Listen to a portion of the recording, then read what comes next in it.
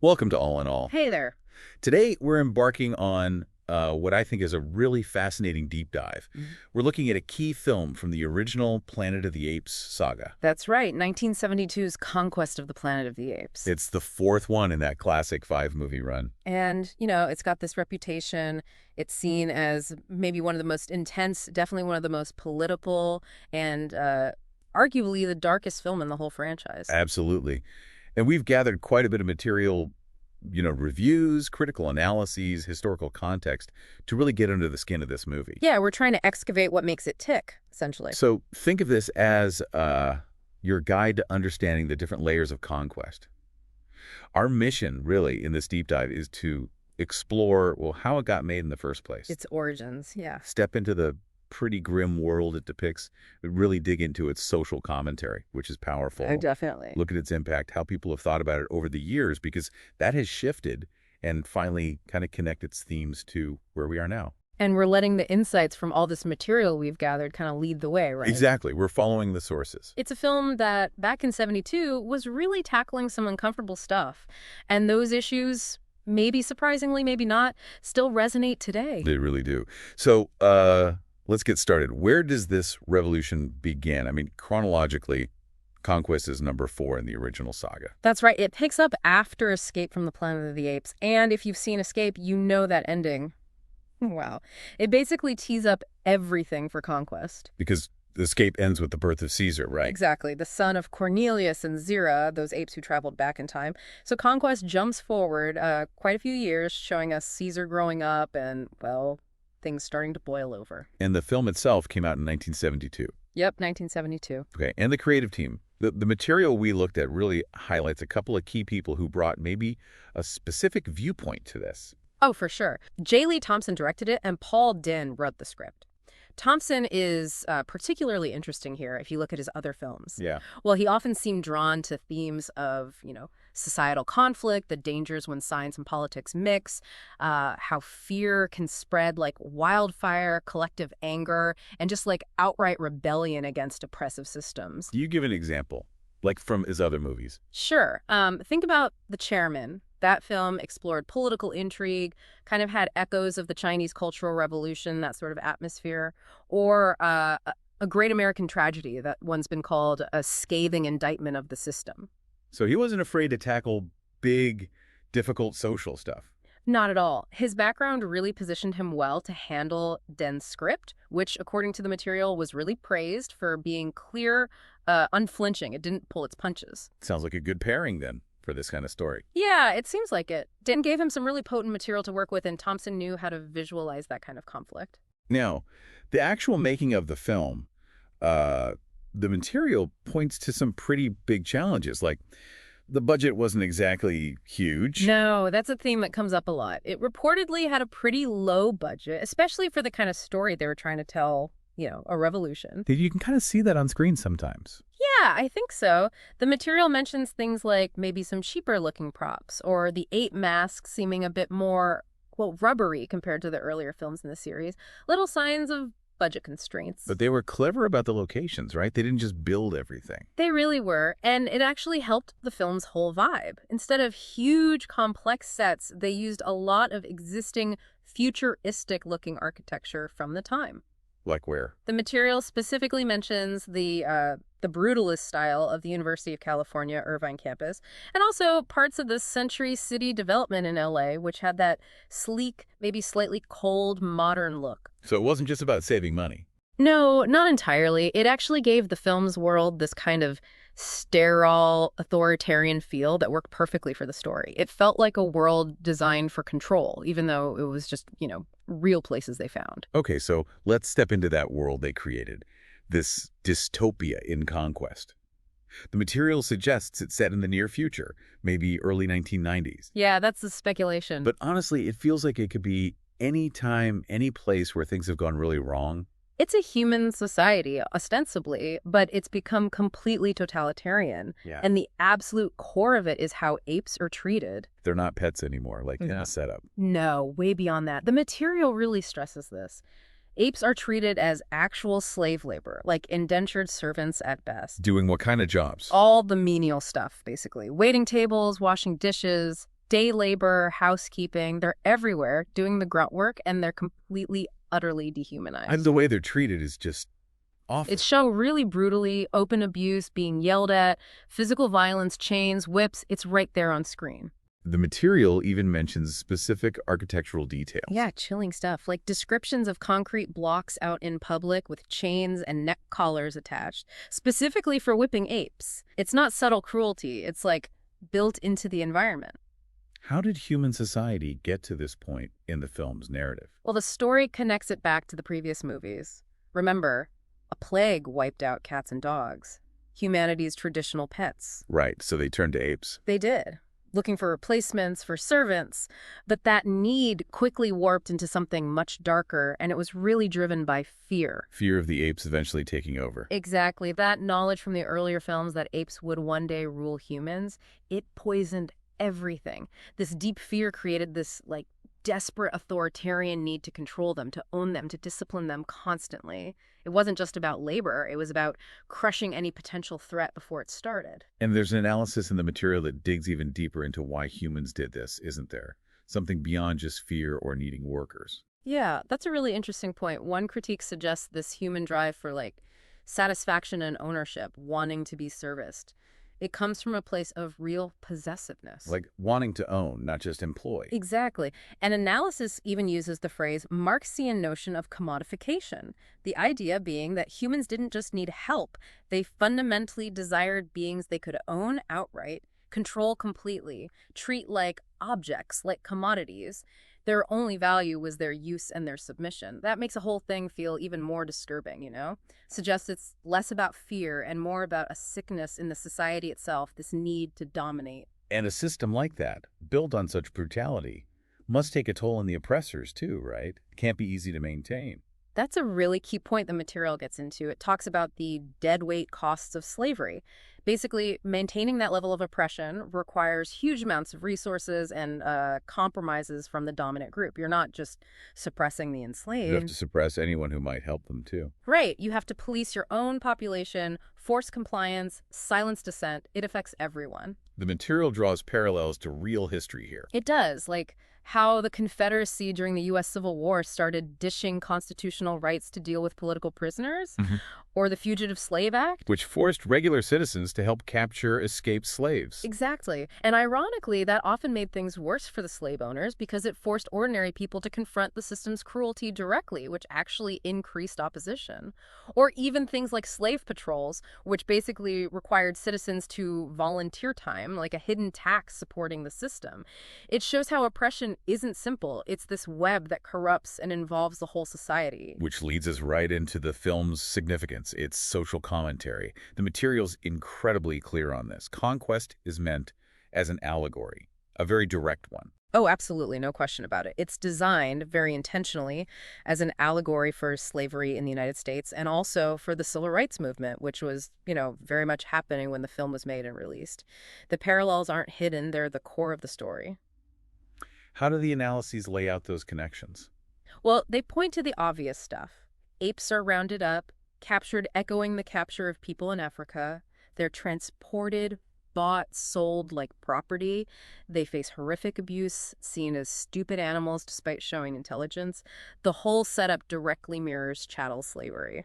And there's one character in particular who makes this link undeniable. Right. MacDonald, played by Hurry Rhodes. He's the assistant to Governor Brick, the main human antagonist. With it. But MacDonald is black. And the material emphasizes his role as kind of the moral conscience within that human power structure.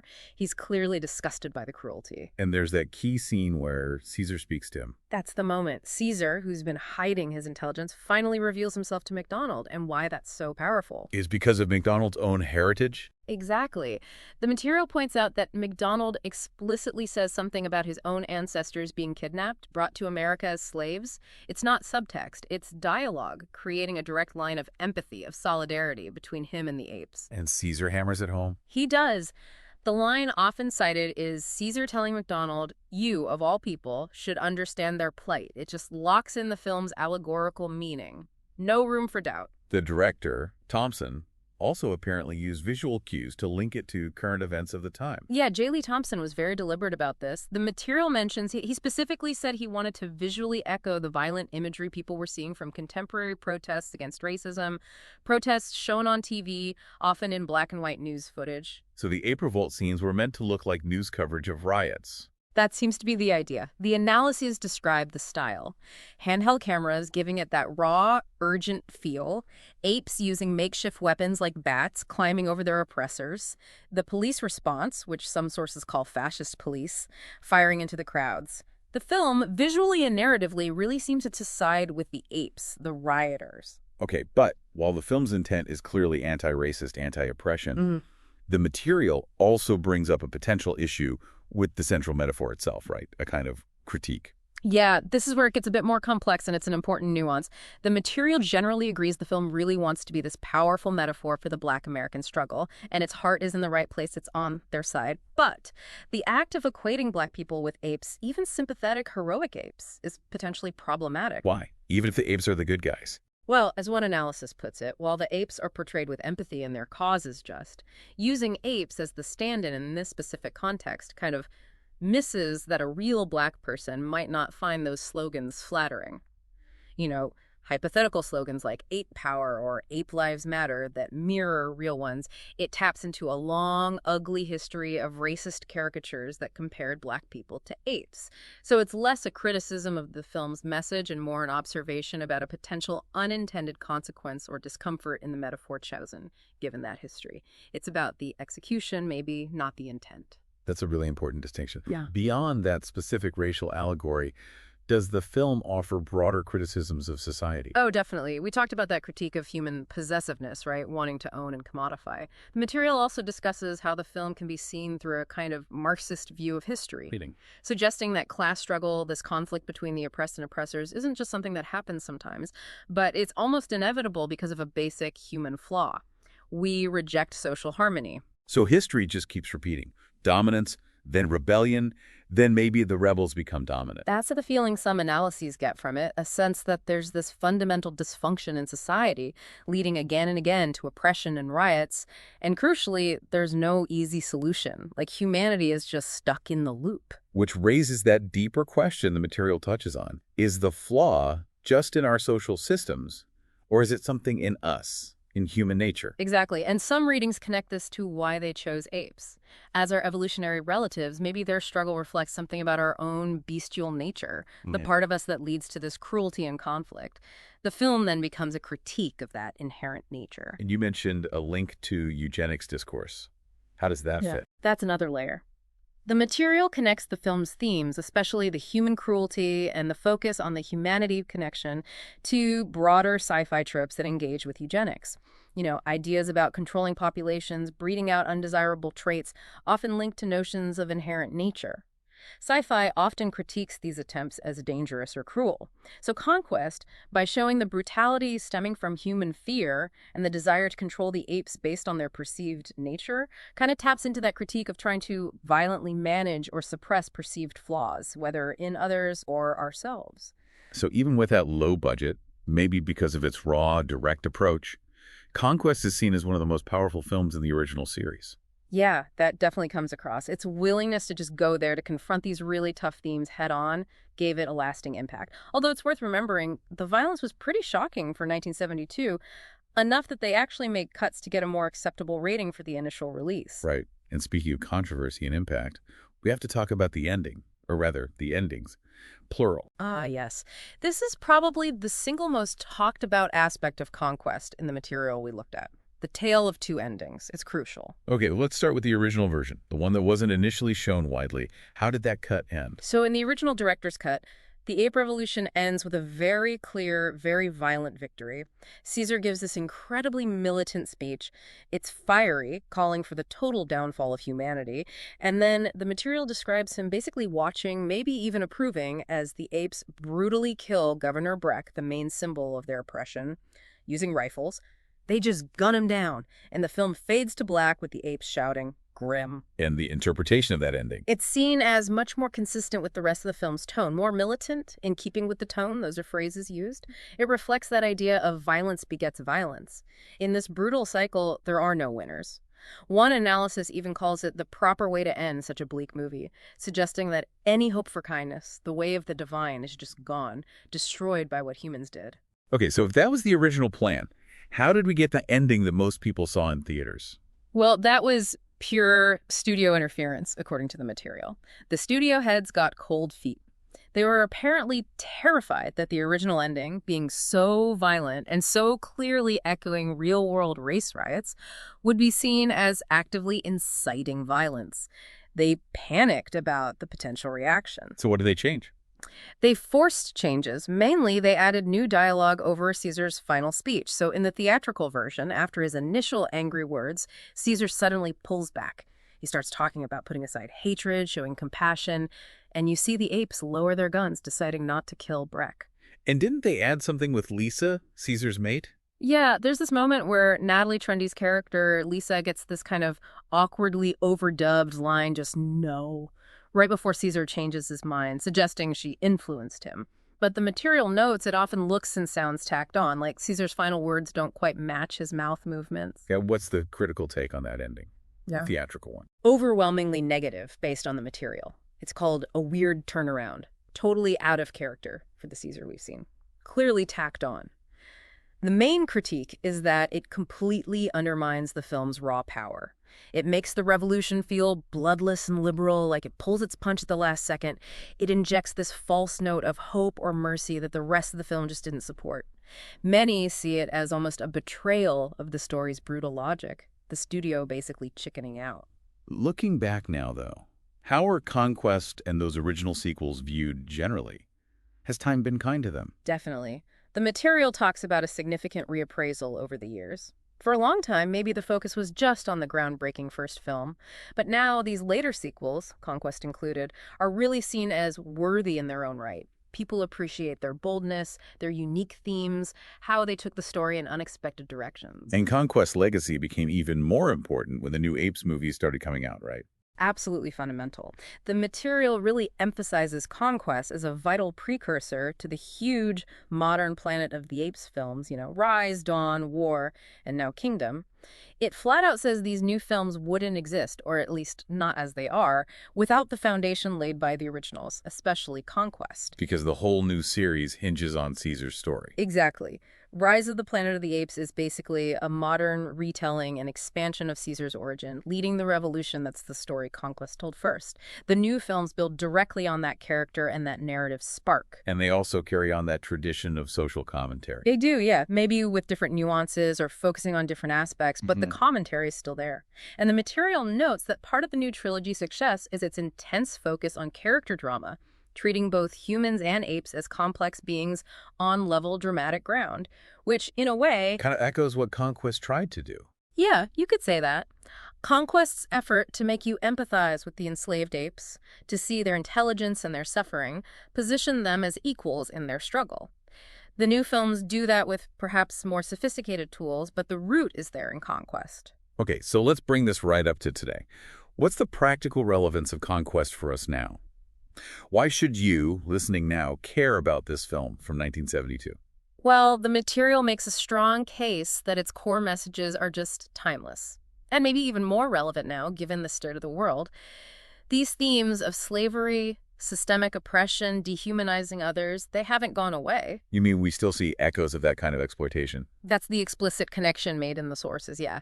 They draw direct lines from the film's ape servitude to things like awful working conditions in Amazon warehouses, the use of prison labor systems, sweatshops in different parts of the world, even horrifying examples of slave labor being used for massive events like the World Cup. Wow. That's a heavy parallel to draw. It's meant to be stark. One piece in the material just lays it out. Humans just cannot seem to stop using slaves. The only thing we seem to do is modernize how to do it. That really hits home, reflecting that cyclical pattern in Conquest and suggesting it's a deep-seated problem we just keep finding new ways to enact. So beyond those specific grim examples, what's the broader takeaway from watching a film like this today? The material suggests that digging into sci-fi like Conquest can actually help you understand the power societies have to shape our lives. It uses this speculative scenario, this sci-fi setup, to comment on its own time. But in doing so, it creates this allegory that still works today. It helps you analyze current power dynamics, recognize systemic cruelty, see how oppression functions. So it's like a lens to view our own world more clearly. Exactly. The material frames it as a tool to help you recognize these structures in society, and understanding them might help you navigate this rapidly changing world a bit better, maybe even help us avoid repeating those mistakes of the past.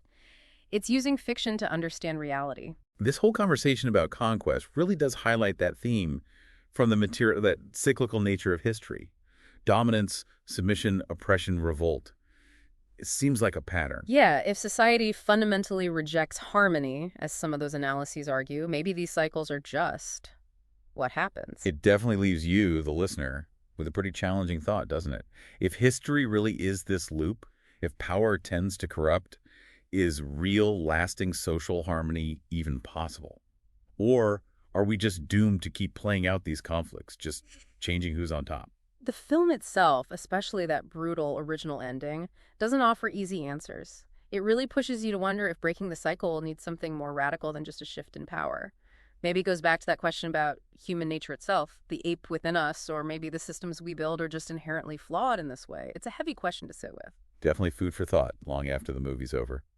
Thanks for listening to All in All. We hope this deep dive into Conquest of the Planet of the Apes has given you a richer understanding of this really powerful and maybe uncomfortable film.